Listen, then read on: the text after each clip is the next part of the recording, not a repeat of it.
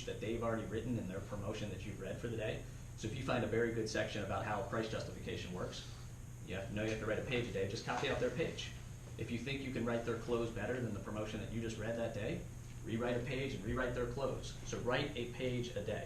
The whole thing's designed to get your idea muscle flexing, your brain flexing and generating an idea a day and getting your actual writing going. The worst thing you want to do is just be able to stare at a blank piece of paper and say, I know I got to write, now what happens?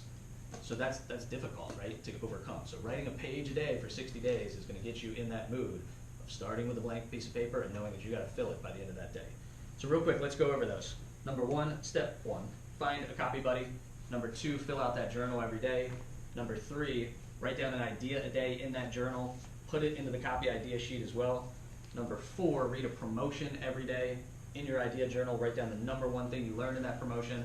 And number five, write a page a day, and then write down in that journal what's the number one thing I learned from writing a page a day. It could be that this is really hard. Hopefully it's not that 60 days over. Or it could be, hey, I learned how to do price justification. I learned how to find credibility quotes to put in my headline complex, something like that. Okay, so next session, Wednesday, is going to be about the big idea. But before Wednesday, in addition to all the things we just went over that you're going to do every single day, I'd like you to write out your top 5 goals for your experience here at Coffee Camp. Your top 5 goals, bring those Wednesday. I'd also like you to write down your top 5 worries and concerns. That could be worries and concerns about yourself or about the experience you're going to go through. What are your top 5 worries and concerns? One thing that we're going to hopefully have for next week too, but I want to talk about it a little bit right now because it's important as we kick this thing off, is we're going to have a book that we're going to pass out hopefully by next week. Yeah, right? by Wednesday it should be. Called Extreme Ownership. And the book is, I'm going to summarize it really quick here for you because it's important for us to talk about it now. The idea is that you and you alone own your fate and your future. So you're going to get out of this what you put into this, right? There's no one else to blame if your idea does not work.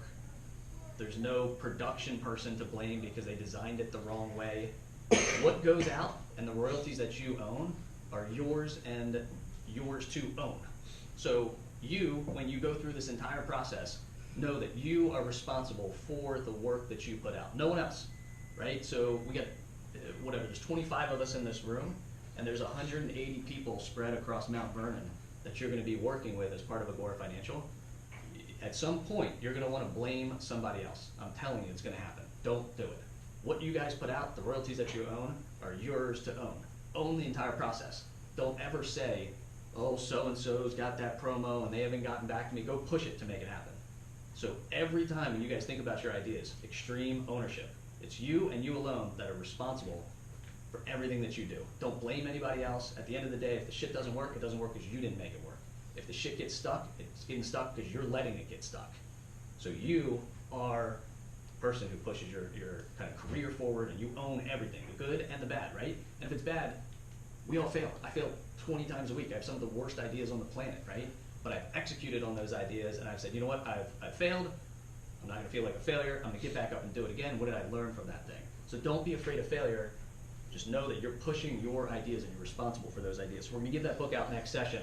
And by the next session after that, we want you to read chapter 1. But in the meantime, we just wanted to have that quick discussion because, again, a lot of people around the building, right? 180 people plus you guys in here. If you're going to want to blame somebody, don't do it. Don't fall into that trap. It's a really dangerous trap. So you and you alone control your future.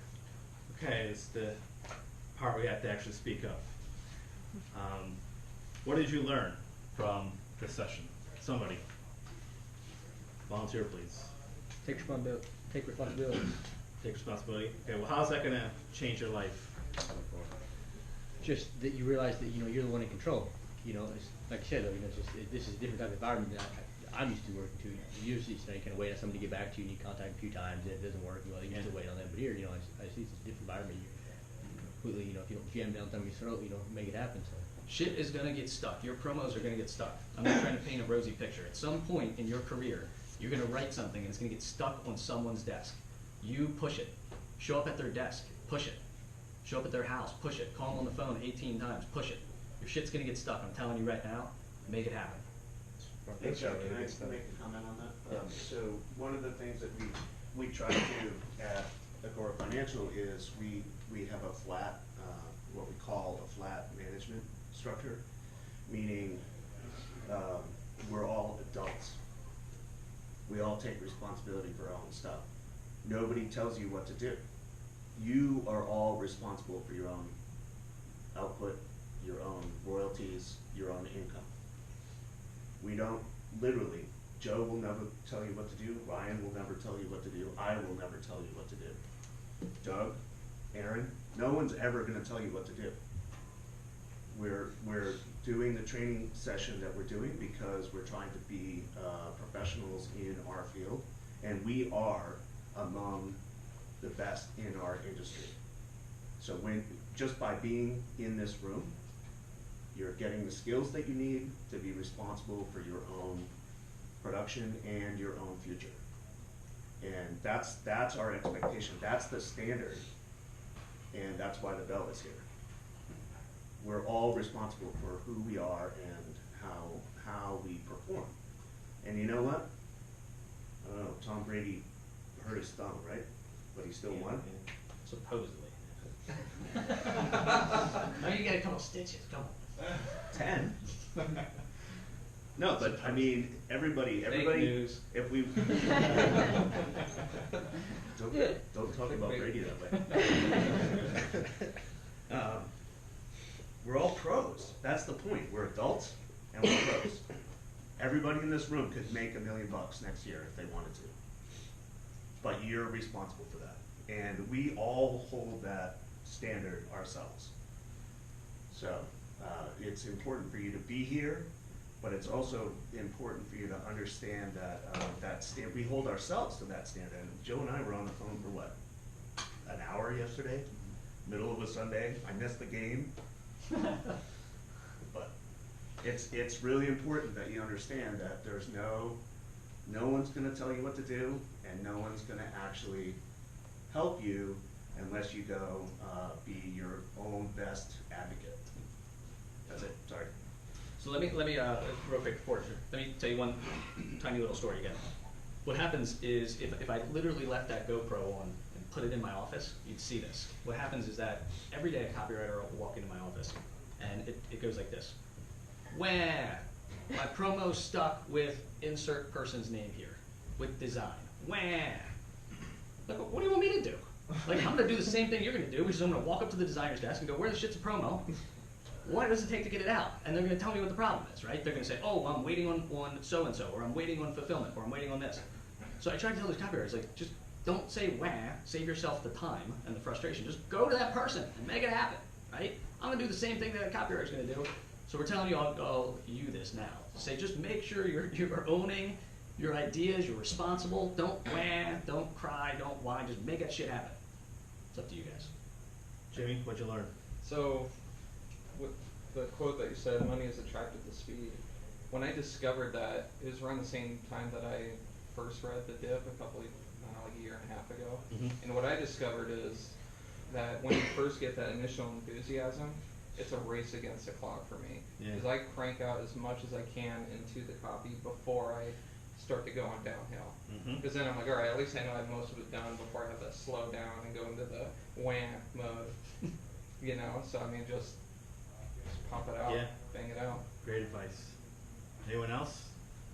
Don't let the dip overwhelm you. It's kind of like fear. Fear is not like your enemy per se. It's not there to stifle you. It's there to guide you in a way. So it's the same thing as a dip. It's there to guide you. How's that going to change your life? Well, instead of being stifled for years or whatever, I'll know, okay, this actually is part of the whole experience, whole learning experience. I'll use that to my advantage to go back on. Good. Manny, you something? Yeah, so basically the ability to fail without feeling like a failure, I think that's going to be a big one, because I can only imagine what it's like sending something out, your first baby, and then all of a sudden that baby doesn't come back, you're like, well, so yeah, it's definitely going to be something I'm looking forward to. So how's that going to change your life? Well, because like, well, shit, if you could take a crash and burn or sending something out and you don't get paid or nothing, and it doesn't work out, you put your heart and soul into that thing, then the next time it's only going to be that much easier. Yeah. You're gonna be like, yeah, well, shit, I didn't die last time. So. Well, it's that famous story too about Babe Ruth and how he had the highest strikeout average, but he also hit the most home runs. He hit the most iconic home run. Yeah. Call that shit. It's like, Yeah. yo. Anyone else? Yeah, go ahead. It's a little different. The dip you're talking about how you come back up and then when I read that book, I got another meaning out of it that literally changed my life. And that if it's getting hard and it keeps getting hard, and the more effort you put into it, it keeps getting harder. Quit it. Don't do that. Pick another idea. Like it's okay. Don't let things just die. Mm-hmm. Cool. Thanks. Hey Ryan, one of the things I didn't hear someone say is how hard this is going to be. You guys don't know this yet. I went through this coffee camp too. Yep. The next 9 weeks are going to be brutal. You got regular stuff that you're going to be doing every single day.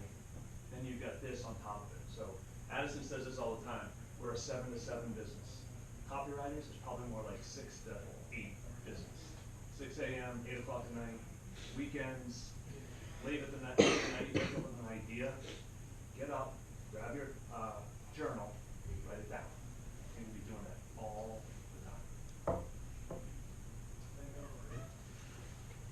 And embrace it. Let's go over agenda real quick, and then we'll cut you guys loose. If you don't have any questions. So real quick, just looking through the agenda. Next couple of weeks, we're going to be heavy on what is an idea. Idea generation. It's the most important part of copywriting. So we're going to be heavy on that over the next couple of weeks. We're going to spend a couple of weeks on trying to make sure that before you end up actually writing, that you're working with the best idea you could possibly work with. After that, we're going to talk generally about kind of hidden architecture.